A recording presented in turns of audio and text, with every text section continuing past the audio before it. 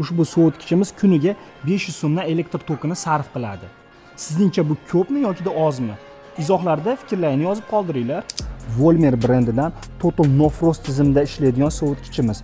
Total No Frost boshqa No Frostlarga qaraganda kuchliroq tizim hisoblanadi. Bo'yi 182,5 ga, eni 54,5.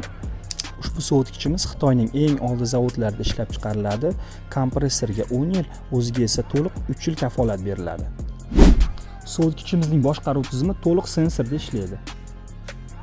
Ichki qismida yorqin LED yoritgichlari, polkalari pishiq mustahkam oynadan bo'ladi, 130 kg-gacha yuk ko'taradi. Barcha plastik qismlari geliviy mustahkam plastikdan tayyorlangandir. Muzlatish qismi, ya'ni morozilkasi 3 ta tortmadan iborat bo'ladi. Siz bu yerda go'sht, baliq hamda yarim tayyor mahsulotlarni uzoq muddat saqlashingiz mumkin.